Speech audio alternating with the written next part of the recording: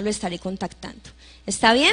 Dios les bendiga, que podamos tener una muy buena mañana de escuchar la palabra del Señor.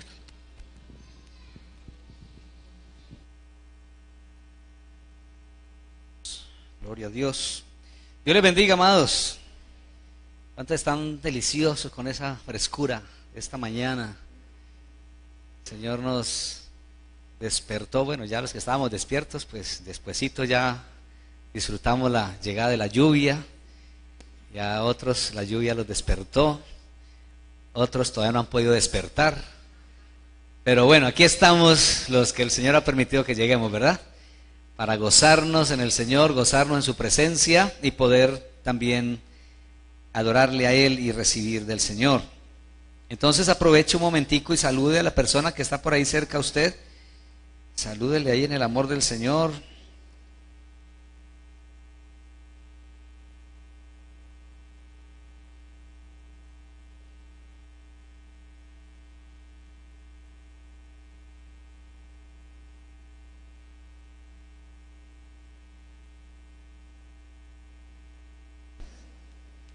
Gloria a Dios, qué bueno gozarnos también como familia de Dios. Saludamos también a nuestros hermanos que están con nosotros a través de Yumec Radio y a través de Facebook. Les saludamos en el amor del Señor y les enviamos un aplauso de bienvenida, de amor, de bendición en el nombre de Jesús. Qué bueno que están con nosotros en Colombia y en los diferentes países donde en este momento nos están sintonizando y están compartiendo con nosotros esta reunión, esta celebración. Y el Señor más aún se goza también con nosotros. Su palabra dice que la comunión o el gozo del Señor es con los justos, con los santos. El Señor se goza en la reunión de los justos.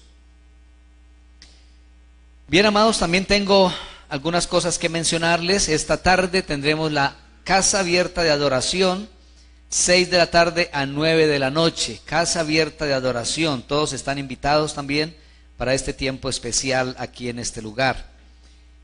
También vamos a escuchar un testimonio y a la vez también la presentación de una hermosa niña, una herencia del Señor que el Señor ha dado a los esposos Roldán. Ellos quieren también compartirnos un poquito de esa experiencia y de esta bendición que el Señor les ha concedido.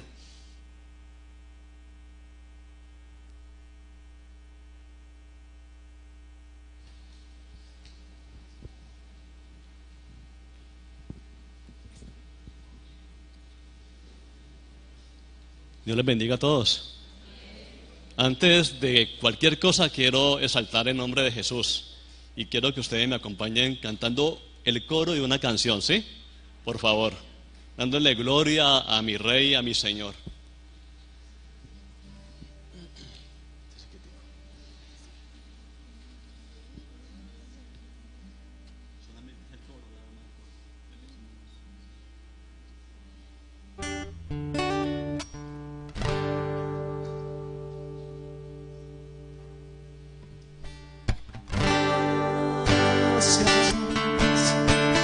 Gracias, Señor, gracias, mi Señor Jesús. Gracias, gracias, Señor, gracias, mi Señor Jesús.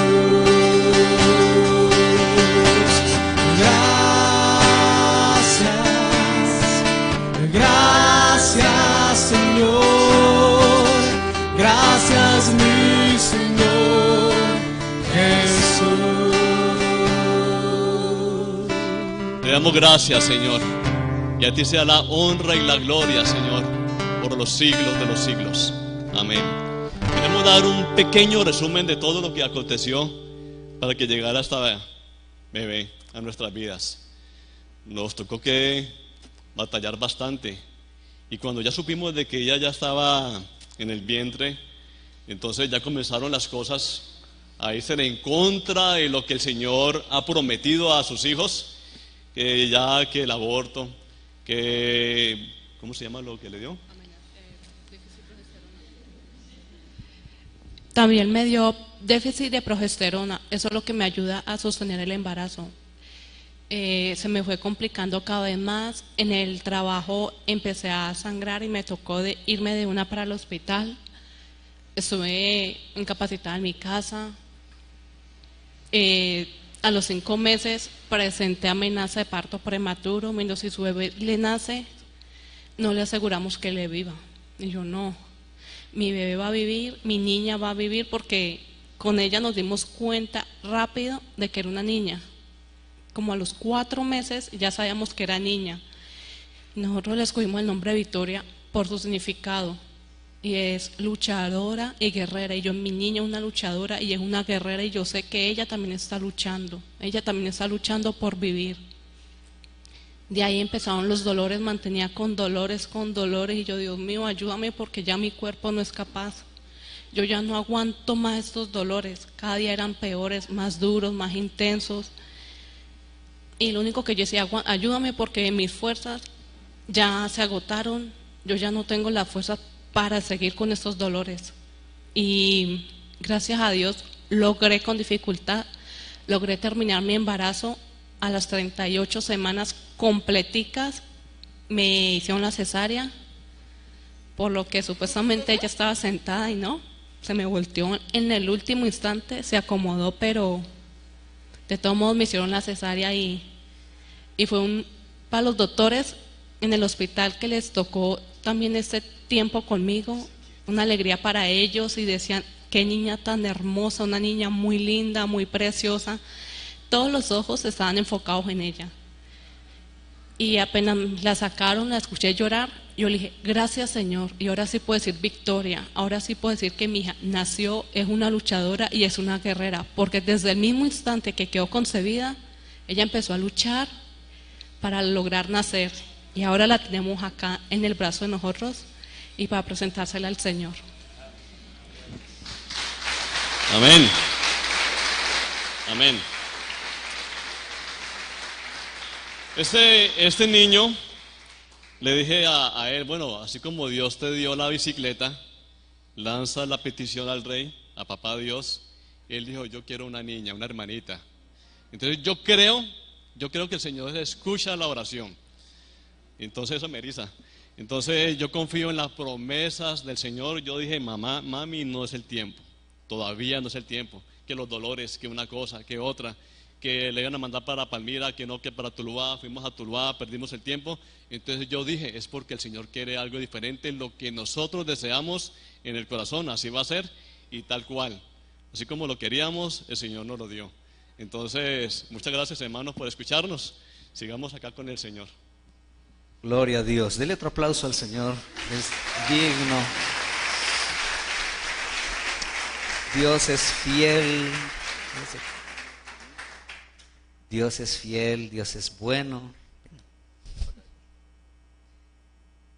Y el Señor bendice los hogares con los hijos. No sé cómo hacen algunos para decir, nos casamos, pero nada de hijos. No queremos hijos, cuando los hijos son herencia de Jehová.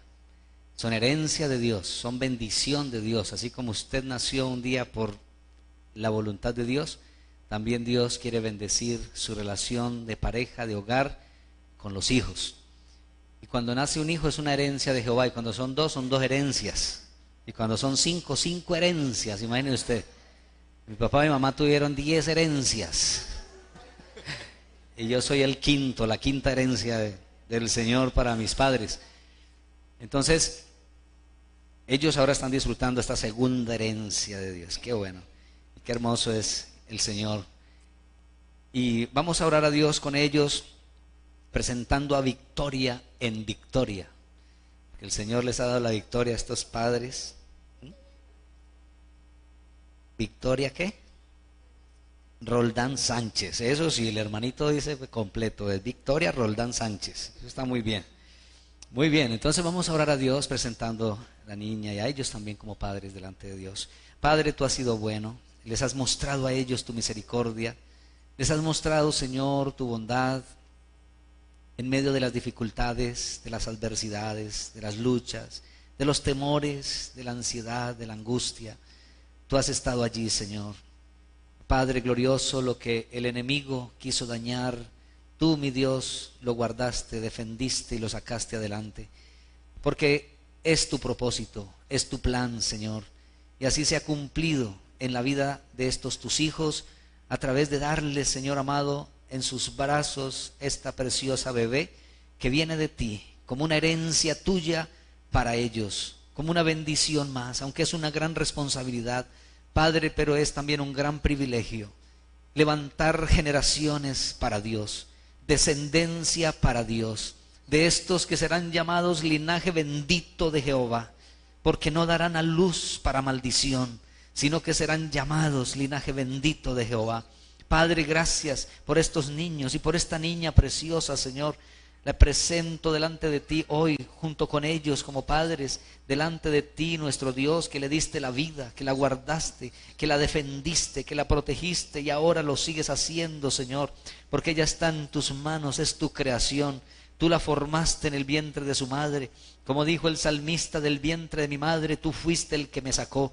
Tú también la sacaste, Señor. Tú también la trajiste a este mundo, mi Dios, y le has dado vida. Y así como el salmista también dijo, de ti será siempre mi alabanza, de ti sea siempre alabanza de victoria para tu gloria, mi Dios. Gracias, Señor, por bendecirla, por guardarla, por protegerla, Padre. Gracias por cubrirla con tu gracia, mi Dios. Gracias porque le das salud, le das inteligencia, habilidades, capacidades. Su espíritu, su alma, su cuerpo sea bendecido, protegido, y tu propósito eterno sea cumplido en ella, Padre, porque tú le has traído para eso, para cumplir un propósito en su vida.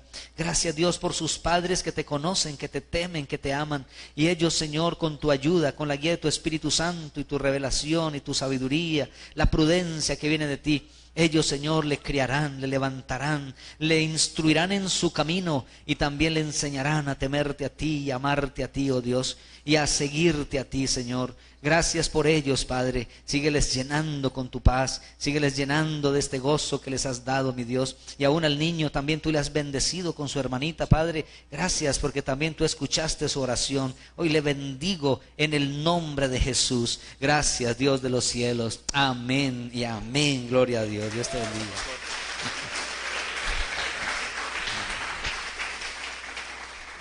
Felicitaciones, Dios les bendiga.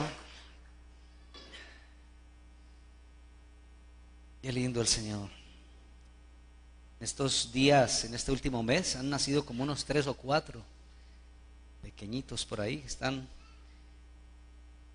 ahí van las nuevas generaciones para la gloria de Dios. Muy bien, amados, esta mañana también venimos para recibir la palabra del Señor, ¿verdad? ¿Cuántos están dispuestos a recibir la palabra de Dios? Oremos juntos, diga conmigo: Señor, gracias por tu palabra y por tu Espíritu Santo. Gracias por hablarnos, gracias por hablarme, gracias por enseñarme tu bendita palabra. Yo la recibo, la acepto en el nombre de Jesús. Amén y amén. Antes de entrar a la palabra, quiero contarles también que están un grupo de niños, unos 25, casi 30 niños, están con varios jóvenes de aquí de la iglesia. Mi esposa está con ellos también allá en un campamento que se llama el campamento de los King's Kids, o sea, los niños del rey, niños del rey. Ellos están allí en Rosso desde el viernes. ¿Del viernes fue? El viernes. Y los padres, algunos padres pues estaban muy ansiosos, muy preocupados también, porque primera vez que su niño sale a varios días así y a un lugar pues que ellos no pueden estar allí con ellos. Y bueno, cada uno ha confiado en Dios en primer lugar, y ha confiado en las personas que están allí llevando a cabo este campamento. Quiero que oremos un momento a Dios también por este campamento de los King's Kids. Padre, aquí estamos delante de ti, presentándote, mi Dios, este campamento, Señor, de estos niños. Bendecimos a nuestro hermano Alberto Bello y su esposa, y también, Señor, mi esposa que está allí con ellos, más el grupo del equipo de trabajo.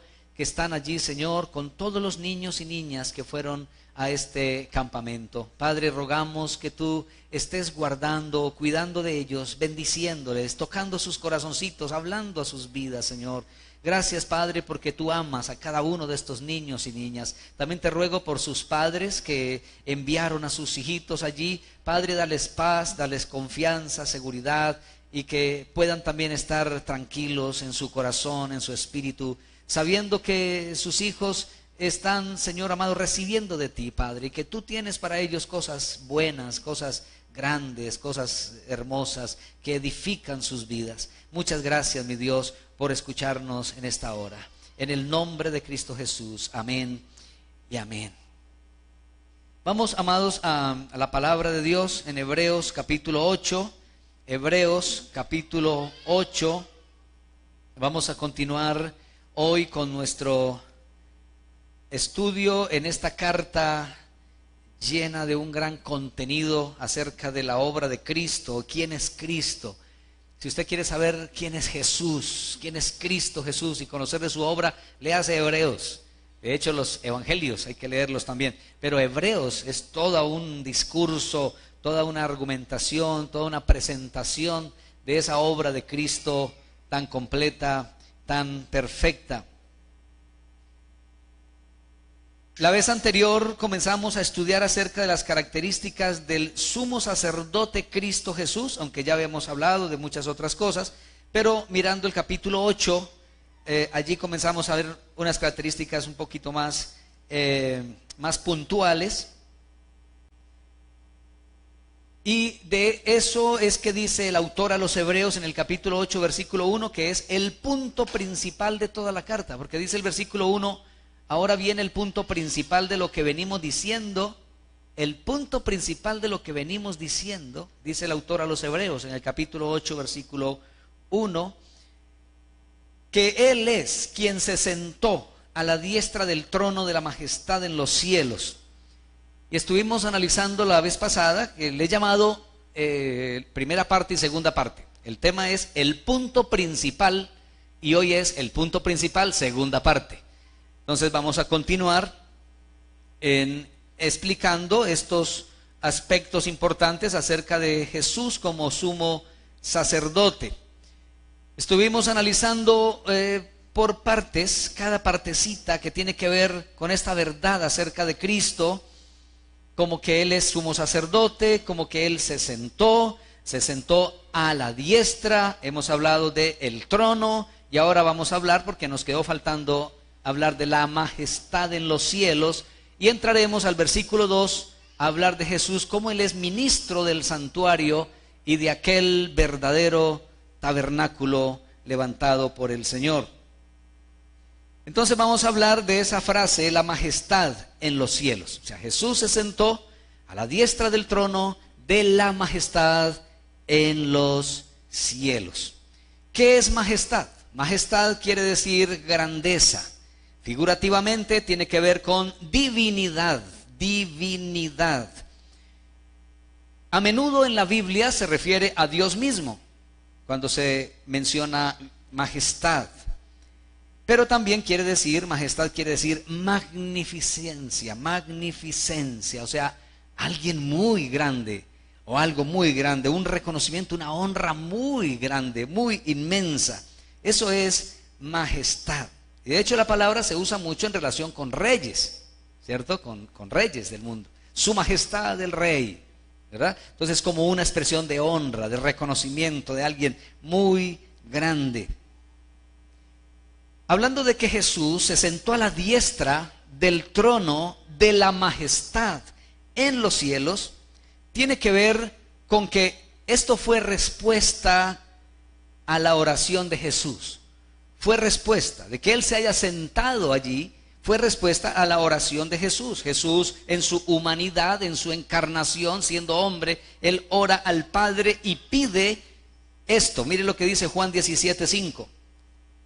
Juan capítulo 17, versículo 5, lo dice así.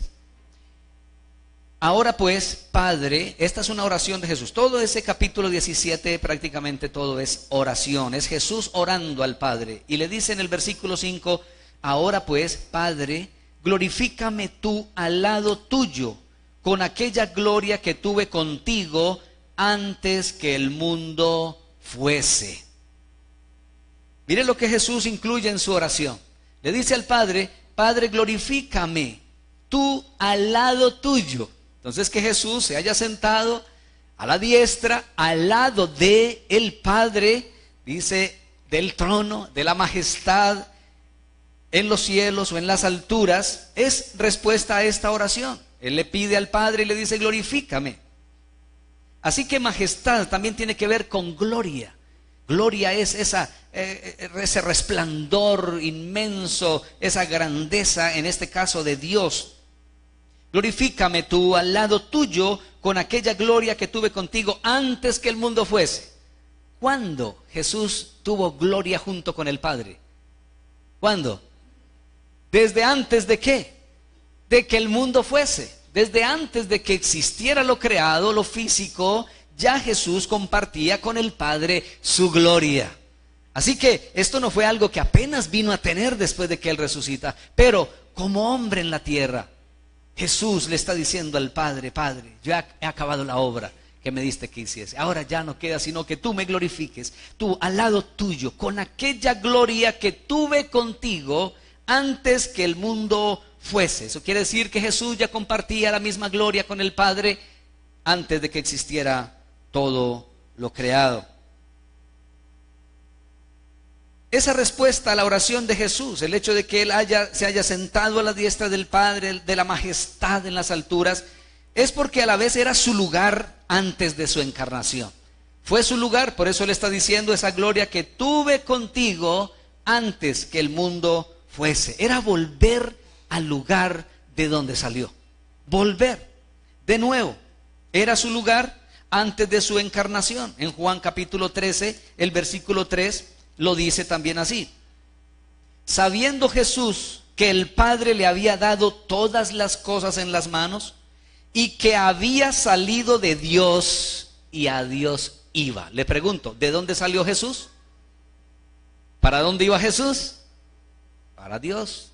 O sea que Él sale de Dios y va a Dios. Dice, había salido de Dios. Él salió de allí. Vino a la tierra, se hizo carne. Ahora mire lo que dice Juan capítulo 16, Juan 16, versículo 27 y 28. Dice lo siguiente, en aquel día pediréis en mi nombre, le está diciendo Jesús a los discípulos, y le dice, y no os digo que yo rogaré al Padre, estoy leyendo el 27. Dice, pues el Padre mismo os ama, porque vosotros me habéis amado. Y habéis creído que yo salí de Dios. ¿Qué era lo que habían creído los discípulos? Que Jesús había salido de Dios. Versículo 28. Salí del Padre y he venido al mundo. Otra vez dejo el mundo y voy al Padre. Entonces Jesús simplemente cuando Él resucita entre los muertos, cuando Él asciende a los cielos, cuando Él se sienta a la diestra de la majestad en las alturas, está tomando de nuevo su lugar en los cielos. En esa igualdad con el Padre Celestial, en esa majestad con el Padre Celestial, en esa deidad con el Padre Celestial, aunque Jesús allí ascendió y se sentó como hombre, porque vino y se hizo hombre, y como hombre entró hasta ese lugar para sentarse a la diestra del Padre. Ahora miremos lo que dice Filipenses, para que vamos completando esta verdad. Filipenses capítulo 2, versículos 5 y 6. Filipenses 2, versículos 5 y 6. Dice así el versículo 5. Haya pues en vosotros este sentir que hubo también en Cristo Jesús. ¿Cuál era ese sentir que hubo en Cristo Jesús? Versículo 6.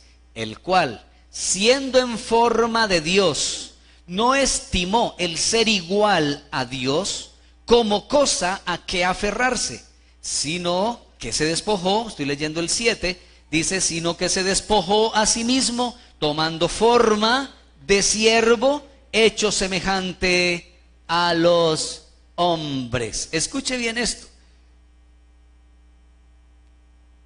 Mire qué importante esto. Jesús siendo en forma de Dios. Ahora le pregunto, ¿qué forma tenía Jesús antes de su encarnación? ¿Qué forma tenía Jesús? Forma de Dios. Porque dice siendo en forma de Dios, no estimó el ser igual a Dios como cosa que aferrarse, sino que se despojó a sí mismo, tomando forma de siervo. ¿Cuál era antes su forma? Forma de Dios. Pero se despojó, se humilló y tomó forma de siervo hecho semejante a los hombres. O sea que tomó forma de hombre. Vino a la tierra y se hizo siervo de los hombres. Entonces, ¿cuál era el lugar de Jesús antes de su encarnación? Era allí en la majestad, en los cielos, compartiendo la misma gloria con el Padre. La forma que tenía antes de su encarnación era forma de Dios, compartiendo la deidad con el Padre y con el Espíritu Santo.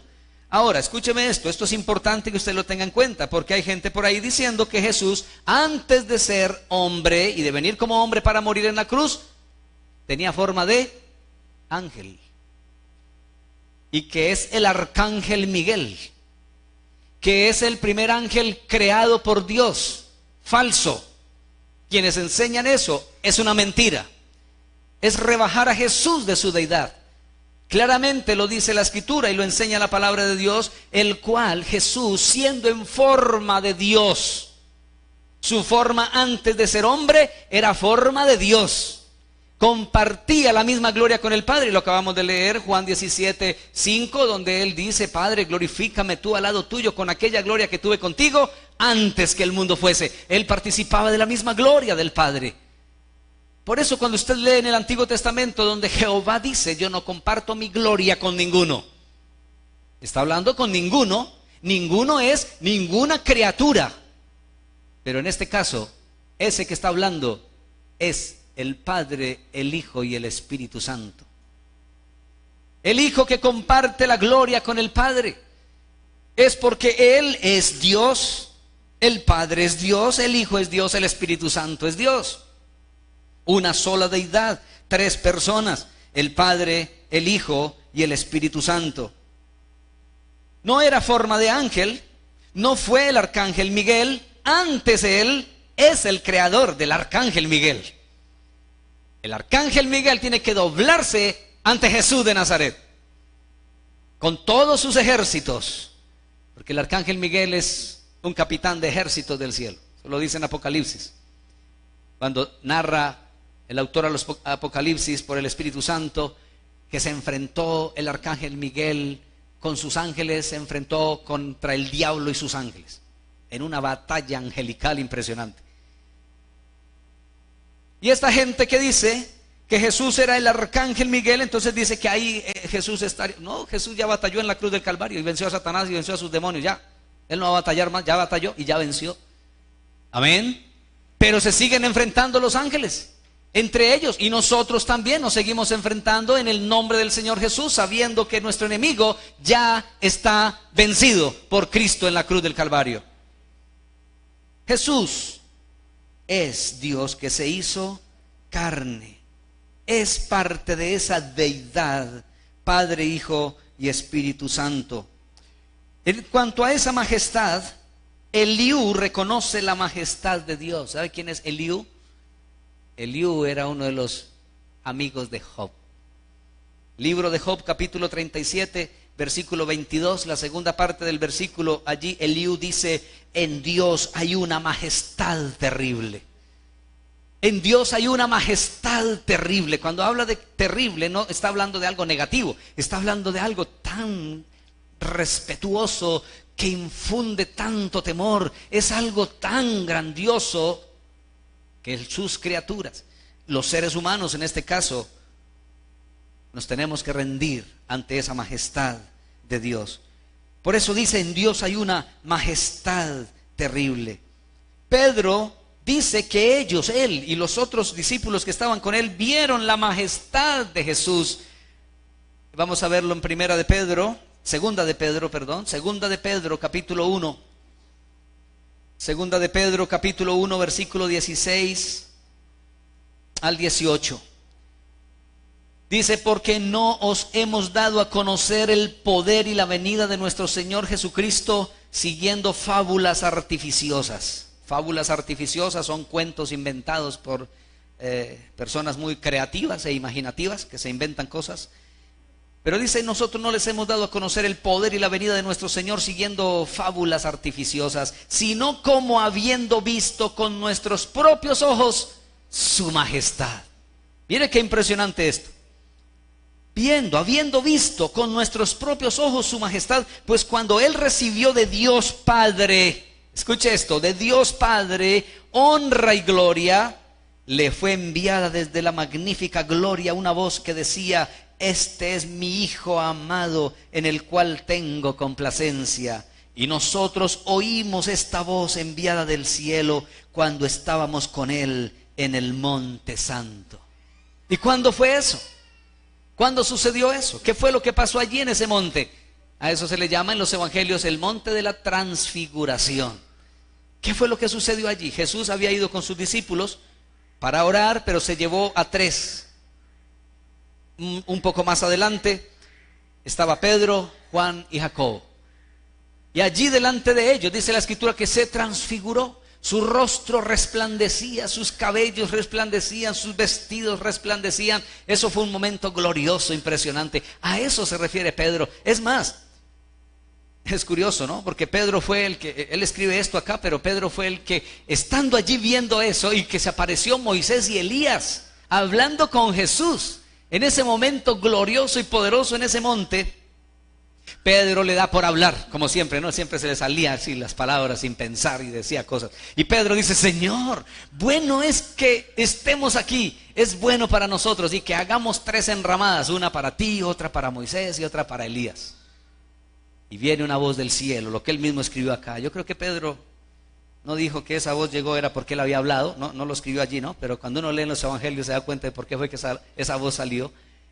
Y dice que una nube los cubrió y una voz dijo, este es mi Hijo amado, a él oíd. Como que Dios le dijo, Pedrito, cállate, no es hora que tú hables, es mi Hijo, el que ha de hablar y ustedes deben oír, escucharlo a él. Así que él dice aquí, cuando estábamos con él en el Monte Santo, nosotros vimos con nuestros propios ojos su majestad, su gloria, su grandeza.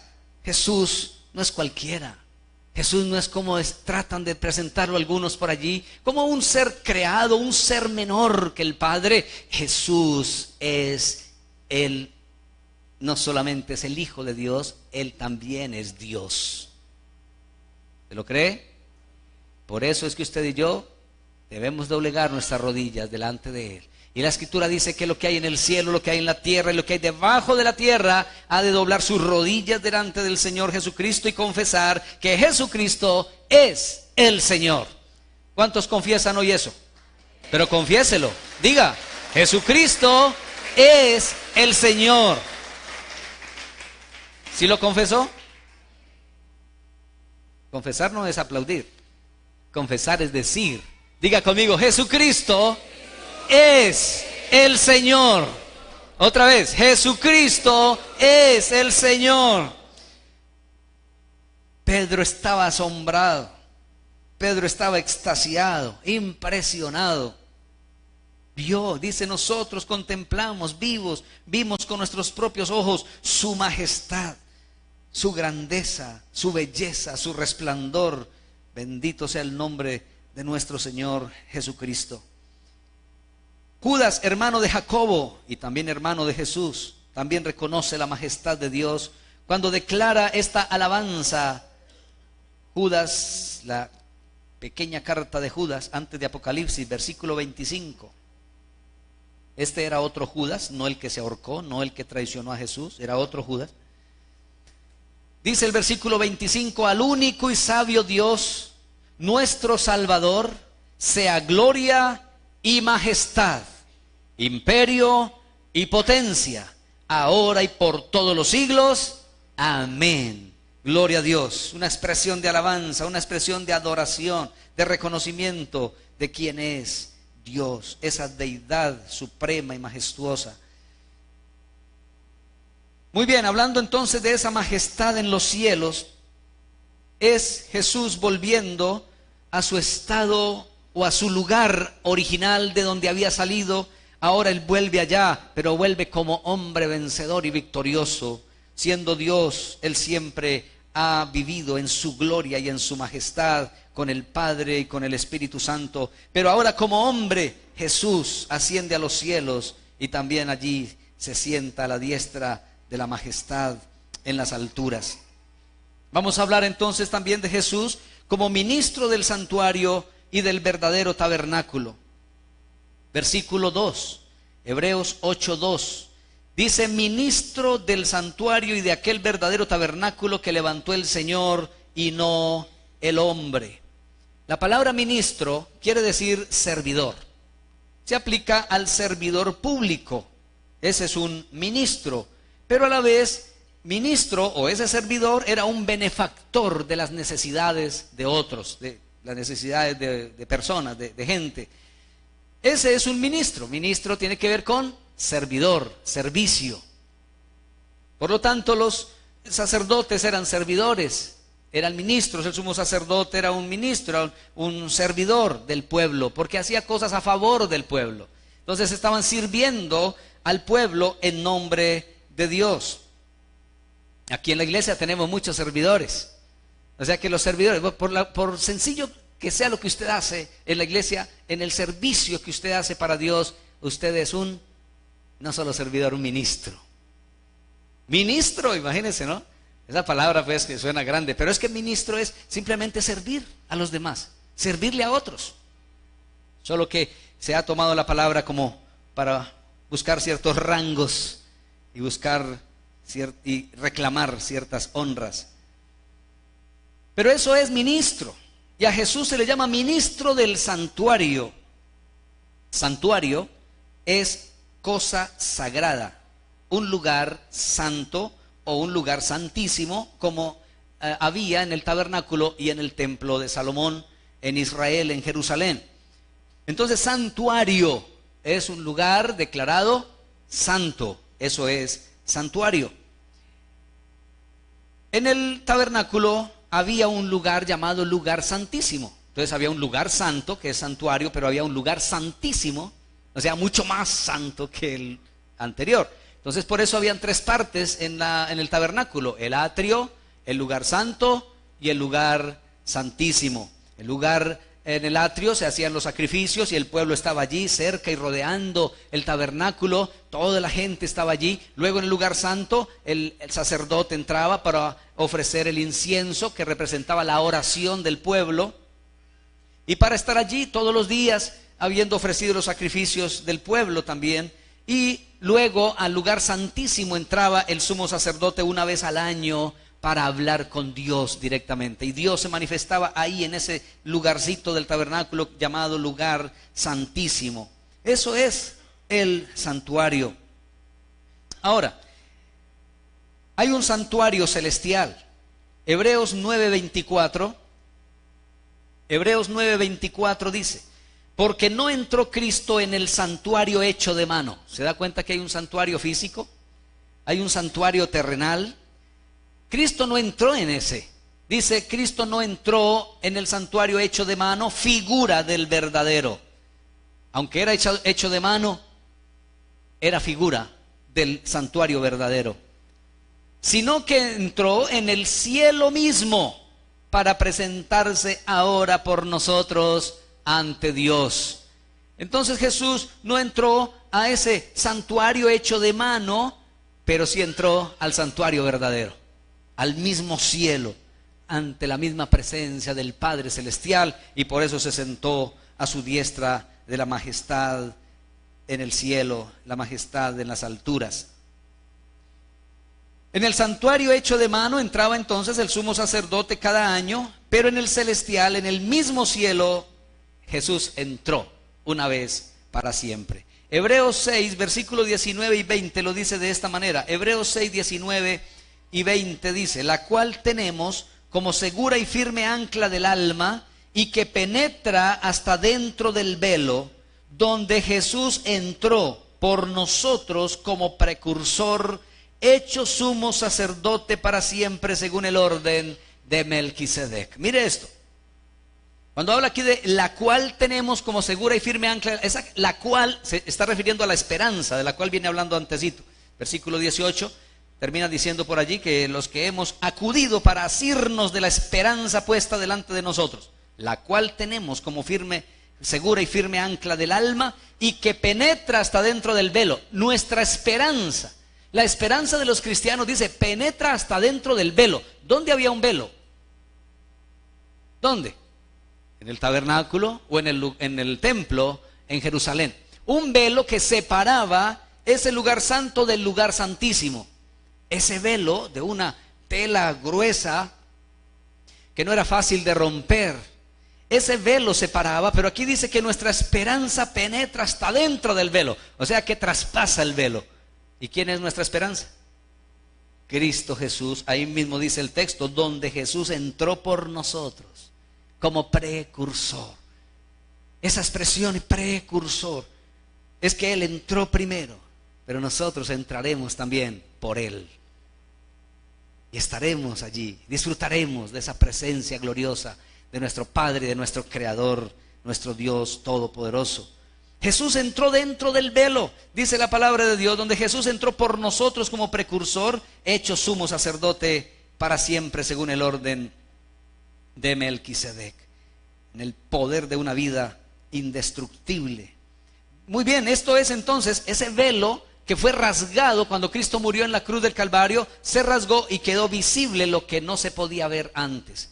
¿Qué había allá en ese lugar santísimo? Estaba el arca del pacto.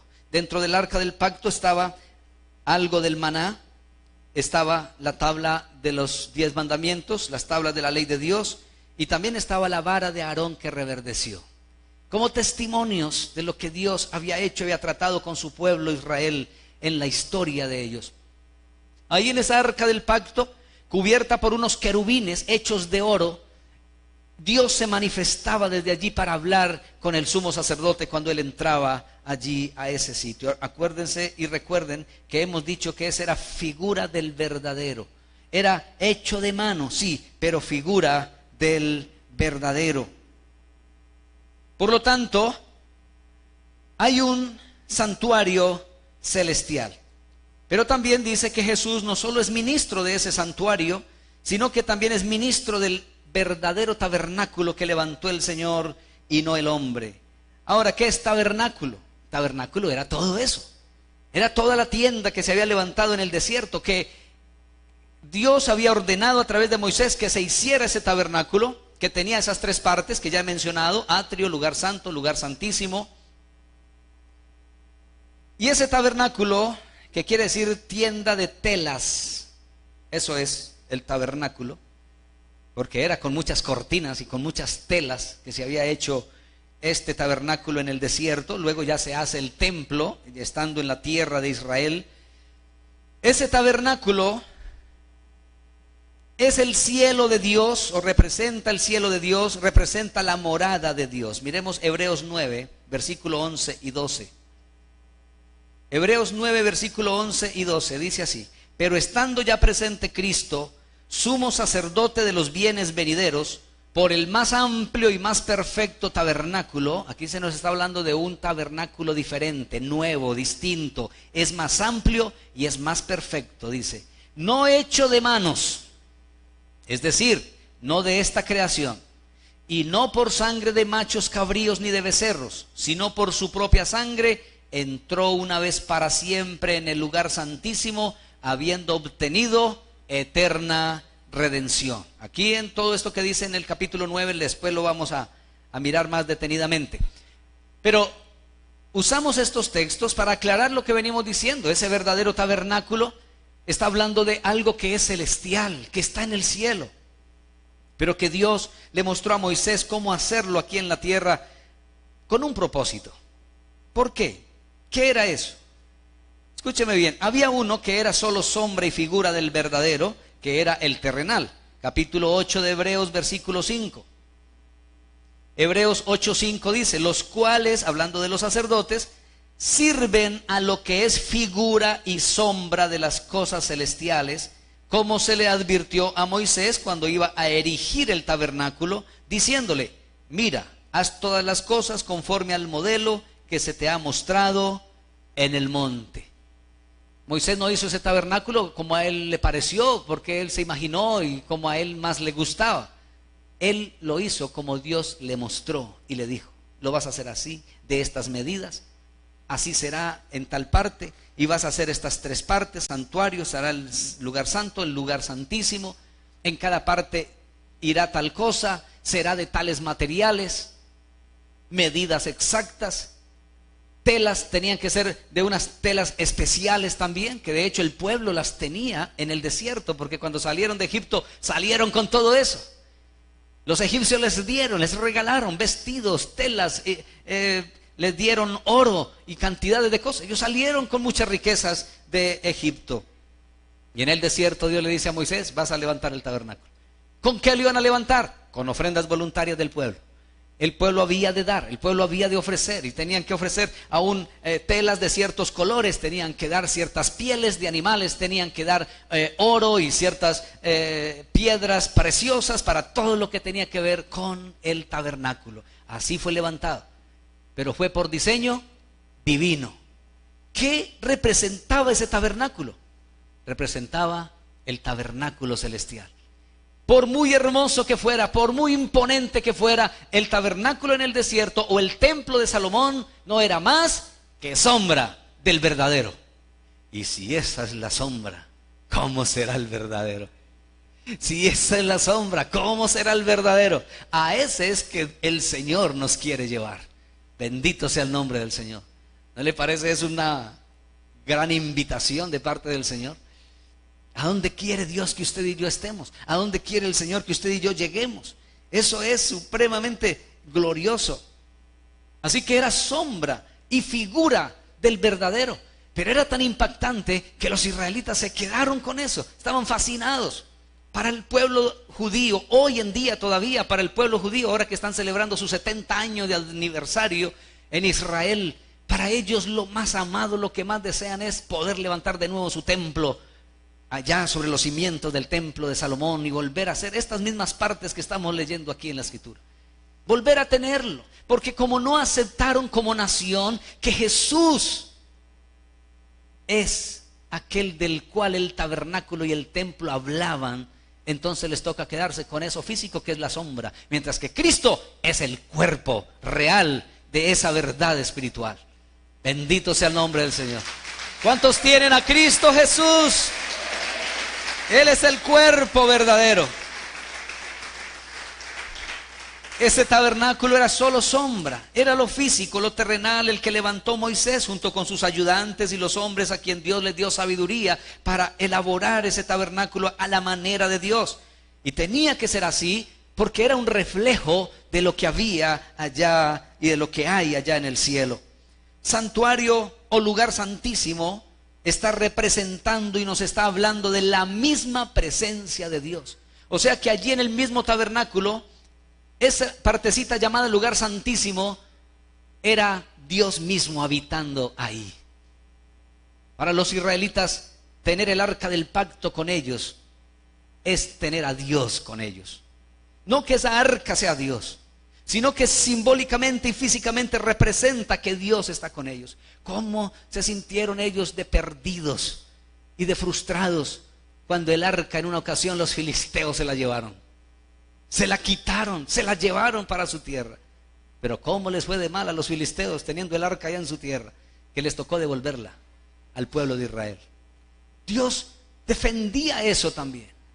Pero no es algo que hoy en día siga con ese mismo efecto. Algunos le han llamado al arca del pacto, le han llamado es que el teléfono de Dios. Que porque allí era donde Dios hablaba con el sumo sacerdote se comunicaba con Dios. Que era como un teléfono. Algunos estudiosos y gente de la arqueología y todo esto hablan de eso, hablando de Israel, y dicen es que para los judíos el arca del pacto era como un teléfono para comunicarse con Dios. Todavía para ellos sigue representando eso. Por eso quieren levantar su templo de nuevo, el tercer templo, quieren volver a estas prácticas y todo esto, que ya no es necesario, porque ahora vino Cristo, el verdadero. Por eso dice la Biblia, estando ya presente Cristo, ya no hay necesidad de lo otro. Ahora tenemos entonces este verdadero tabernáculo, según Hebreos 9, versículo 11 y 12, que dice que estando ya presente Cristo, es sumo sacerdote de los bienes venideros, que hay un tabernáculo perfecto y más amplio, no hecho de manos, no es de esta creación, es del cielo de Dios, su presencia misma. El tabernáculo representa la reunión de todos los hijos de Dios en la presencia de Dios. Y escúchame esto, cuando decimos en la presencia de Dios, no estamos diciendo que entonces cuando nos muramos y vayamos al cielo, ahí estamos ya en la presencia de Dios. Claro que estaremos en la presencia de Dios si nos toca morir. Vamos a ir a la presencia de Dios.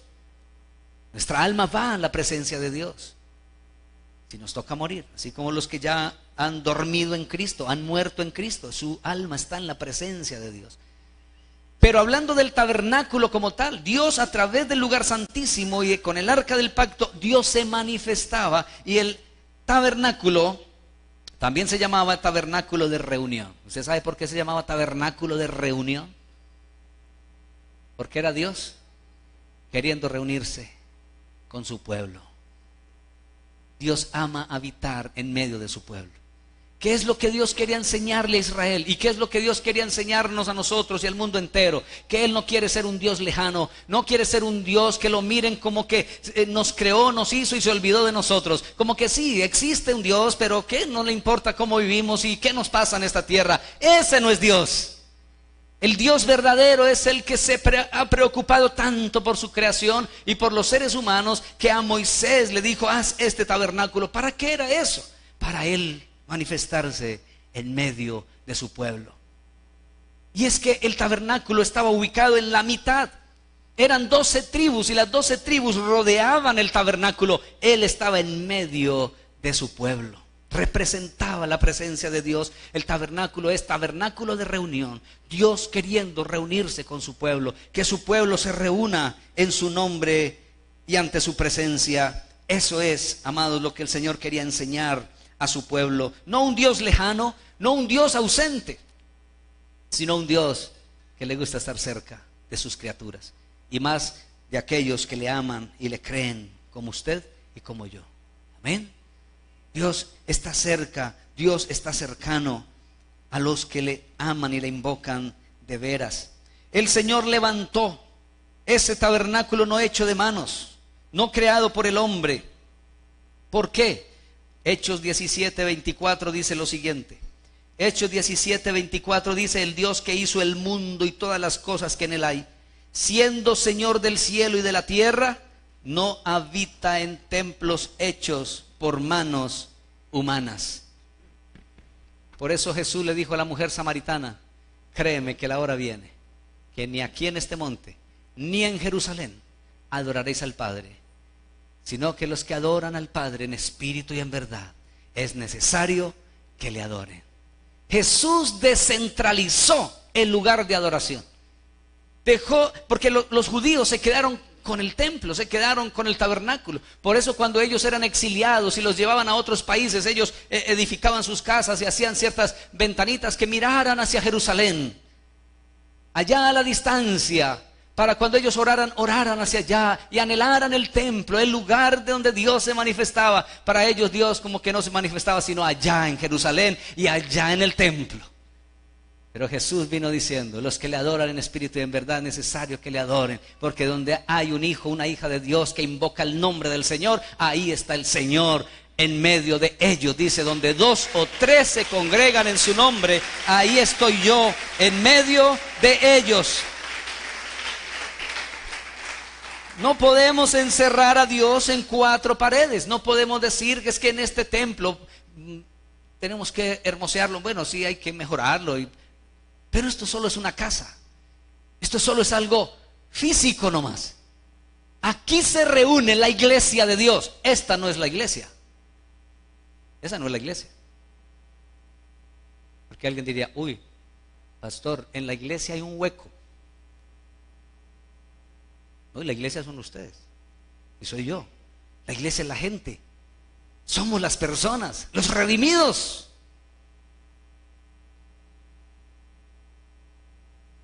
Los redimidos por la sangre de Cristo.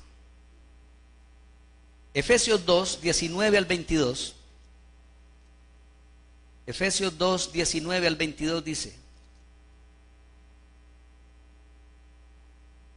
así que ya no sois extranjeros ni advenedizos, sino conciudadanos de los santos y miembros de la familia de Dios, edificados sobre el fundamento de los apóstoles y profetas, siendo la principal piedra del ángulo Jesucristo mismo. ¿Usted sabe cuál es el fundamento de los apóstoles y profetas? Jesucristo. Apóstoles y profetas se fundamentan sobre Jesucristo. Apóstol o profeta que no se fundamenta en Jesucristo no es de Dios. Dice, siendo la principal piedra del ángulo Jesucristo mismo, en quien todo el edificio, ¿de qué edificio está hablando? De las personas.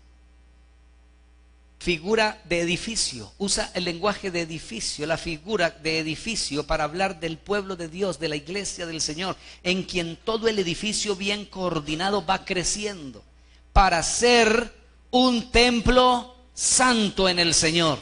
Un templo. Este edificio de Dios está regado por todo el mundo. Aquí hay un pedacito del edificio de Dios, y en la ciudad hay otros pedacitos más, y en Colombia hay otros pedacitos más, y en el mundo entero hay muchas fracciones de ese gran edificio de Dios.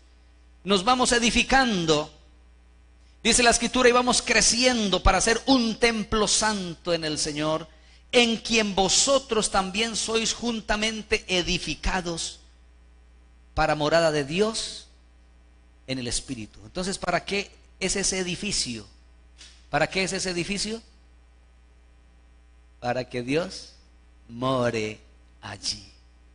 Estamos levantando un edificio donde Dios ha querido morar, donde Dios ha querido habitar. Él ha querido morar, habitar en medio de su pueblo, en medio de su iglesia, en medio de sus hijos. Entonces nos llama edificio, nos llama también templo santo en el Señor. Eso somos para Dios. Primera de Pedro 2, versículo 4 y 5. Primera de Pedro 2, versículo 4 y 5 dice así: acercándoos a Él, piedra viva, desechada ciertamente por los hombres, mas para Dios escogida y preciosa, ustedes también como piedras vivas, sed edificados como casa espiritual y sacerdocio santo, para ofrecer sacrificios espirituales aceptables a Dios por medio de Jesucristo. Entonces note esto, a Cristo aquí se le llama en esta forma figurada también como una piedra viva. Es una piedra que tiene vida. Normalmente las piedras son inertes, ¿verdad? No tienen vida. Pero en este caso está hablando de Cristo como piedra viva, la piedra principal de la edificación, de ese edificio que es un edificio vivo. Por ahí me han hablado de un cierto edificio que hicieron. De hecho, de eso existen en muchas otras partes, pero me admiraba era que está aquí muy cerca, aquí cerca de Pereira, la entrada de Pereira prácticamente. Un edificio donde hay una parte donde el edificio se mueve. La parte del comedor y todo se mueve. Y no es porque esté mal construido, es que así lo hicieron. Parece vivo, pero el edificio vivo de verdad se llama la iglesia del Señor. Somos llamados edificio, piedras vivas. Ustedes también como piedras vivas, dice, sean edificados como casa espiritual y sacerdocio santo. Como iglesia del Señor somos llamados casa espiritual. Cristo es el ministro del santuario. Cristo es el ministro de este verdadero tabernáculo que levantó el Señor y no el hombre. Pero miremos más qué es ese tabernáculo, hablando de la iglesia como tal. En 1 Timoteo capítulo 3 versículo 15 dice así.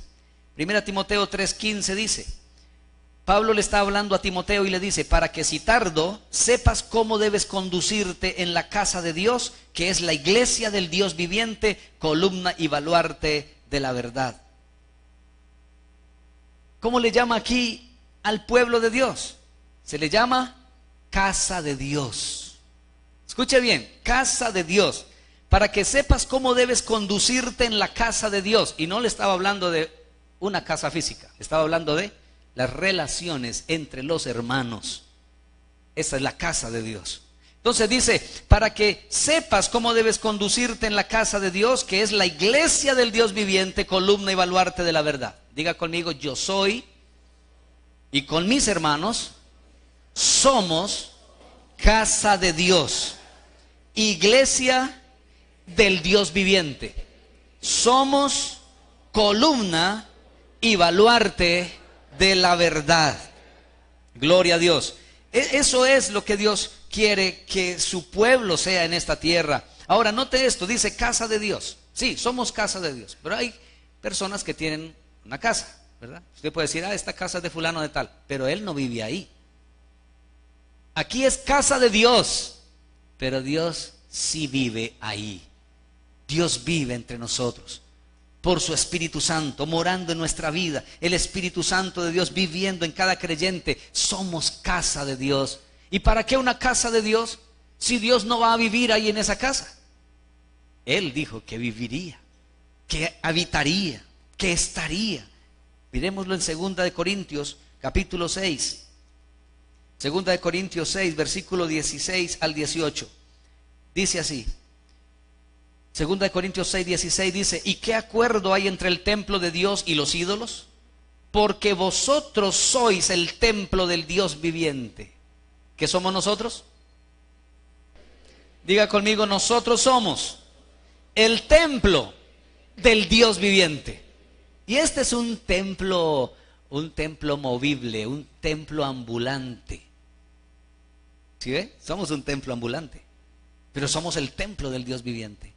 Toda la iglesia del Señor, solo que nos reunimos en lugares como estos, por ejemplo, puede ser en las casas, en las células, los grupos familiares. Ahí está reunida la iglesia del Dios viviente, la casa de Dios.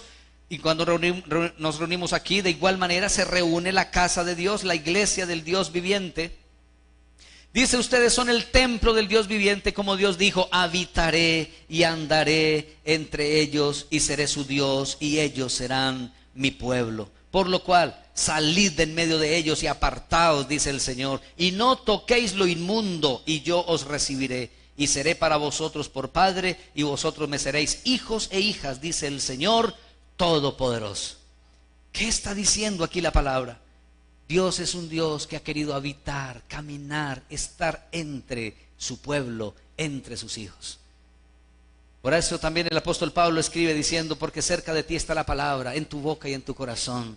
No está lejos, no está por allá en algún lado inalcanzable, no, está cerca de ti. La palabra de fe que predicamos, pero a la vez también el Señor se hizo tan cerca que vino y se hizo hombre y caminó entre nosotros y habitó entre nosotros. Y dice la Escritura, y vimos su gloria, gloria como el unigénito Hijo de Dios, lleno de gracia y de verdad.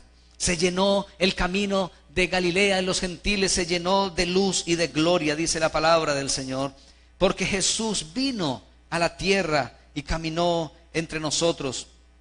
Dios es un Dios que ama habitar entre su pueblo, caminar entre su pueblo.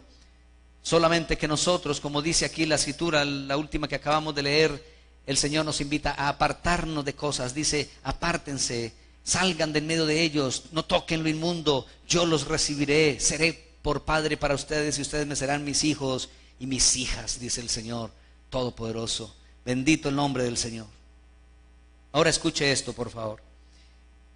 La iglesia, que son las personas redimidas por la sangre del Cordero, pecadores arrepentidos y perdonados, porque esa es la iglesia del Señor.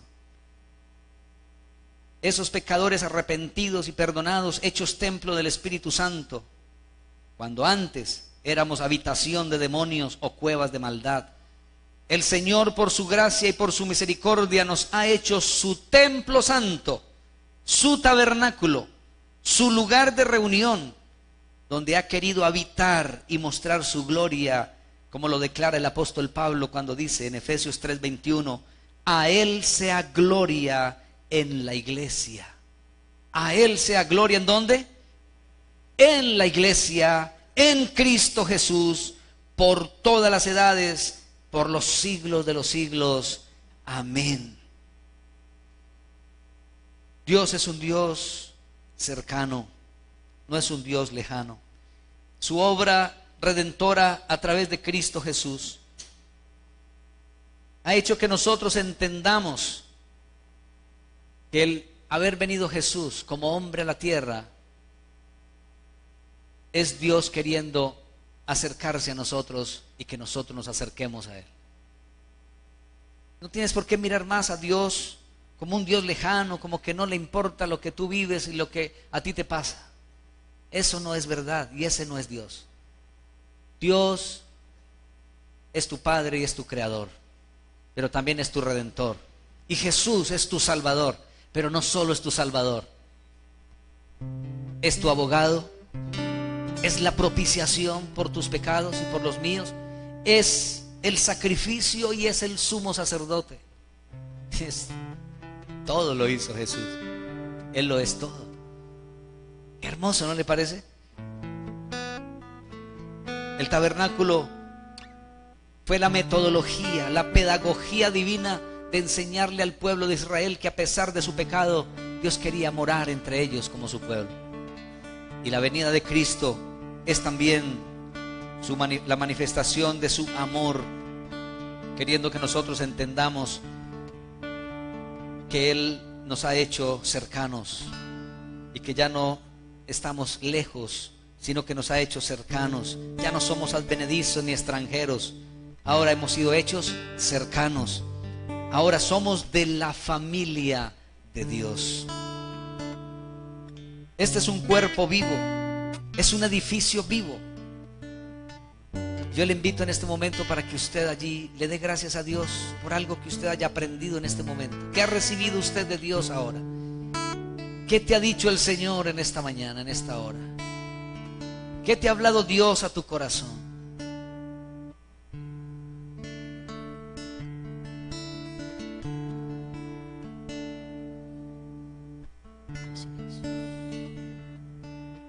Siendo tan grande, tan majestuoso, siendo tan magnífico, tan glorioso, Jesús no estimó el ser igual a Dios como cosa que aferrarse, sino que se despojó,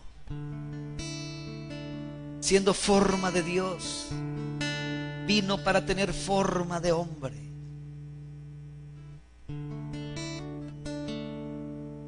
Ese era el Salvador y el sumo sacerdote que necesitábamos.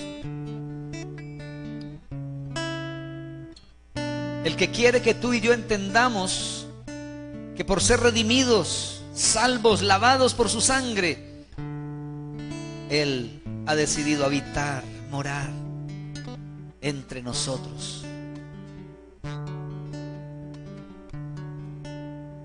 De razón el Señor dice de manera decidida y comprometida: donde 2 o 3 se congregan en mi nombre, allí estoy yo en medio de ellos. ¿Usted puede creer que el Señor está aquí en medio de nosotros? Le invito a que se ponga sobre sus pies en este momento y si quieres, si puedes, levanta tus manos, háblale al Señor, agradece. Recuerda que no es solo aquí en este lugar por ser este sitio, no es solo por ser este sitio, es porque tú has creído en Jesús. Y si hay alguien que no ha creído en Jesús, no ha entregado su vida al Señor todavía, hágalo hoy. Dígale al Señor que usted se arrepiente de sus pecados, pídale perdón por sus pecados, acéptelo como su Señor, su Salvador. Él te hará nacer por su Espíritu Santo y te hará ser parte de este edificio vivo, de esa casa de Dios, de ese templo santo en el Señor que va creciendo para morada de Dios. Dios ha querido habitar en cada creyente por su Espíritu, en cada hijo y cada hija de Dios. Pero a la vez, cuando los hijos de Dios están reunidos, Dios habita allí, está en medio de nosotros.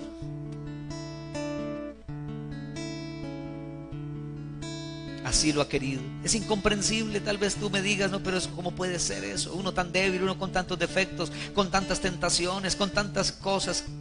con las cuales luchamos. ¿Cómo va a ser eso? Él lo dice.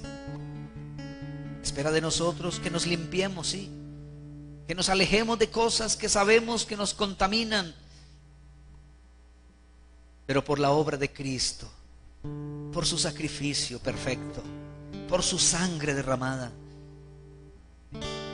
nos ha hecho cercanos y aceptos ante el Padre. ¿Puede usted darle gracias a Dios por eso? ¿Puede usted decirle a Dios, al Padre Celestial: gracias, Padre, por aceptarme a través de tu Hijo Jesús? ¿Puede usted darle gracias a Dios porque Él quiere habitar en medio suyo, en medio de nosotros? Porque Él ha querido ser un Dios que se vino del cielo a vivir con nosotros en esta tierra ahora mismo. Por su Espíritu Él está con nosotros.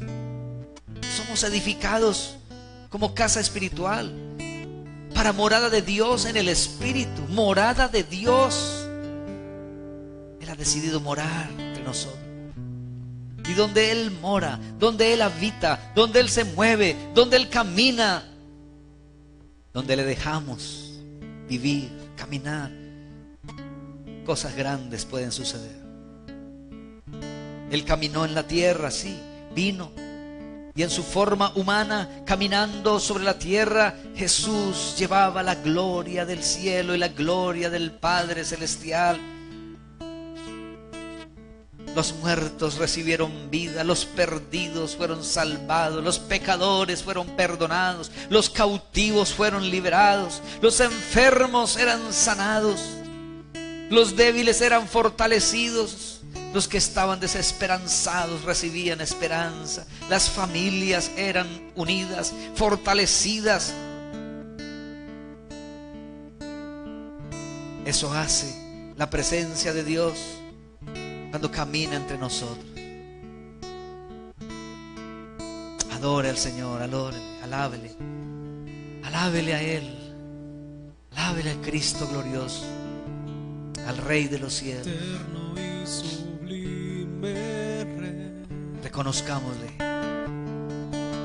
El cielo no te puede contener, Señor. Habitas en lo alto, Dios. La tierra es el estrado de tus pies. La tierra es el estrado de tus pies. Eterno y sublime. El cielo no te puede contener. El cielo no te puede contener. Habitas en lo alto, habitas Dios. En lo alto, Dios. La tierra es el estrado de tus pies. La tierra es el estrado de tus pies. ¿Y cómo construir una habitación? Un mejor lugar en donde quieras descansar. Cómo construir una habitación que sea un santuario para ti. Cómo construir una habitación, un mejor lugar en donde quieras tú habitar. Y cómo construir una habitación que sea un santuario para ti. Soberano Salvador, en luz inalcanzable tú estás. Creaste todo con tu voz. El universo en tus manos está. ¿Y cómo construir una habitación?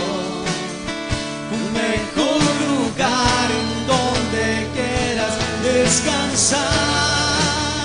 Cómo construir habitación que sea un santuario para ti. ¿Y cómo construir una habitación, un mejor lugar en donde quieras descansar? ¿Cómo construir?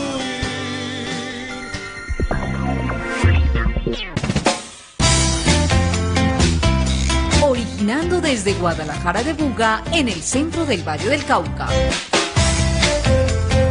UNEC Radio te acompaña siempre.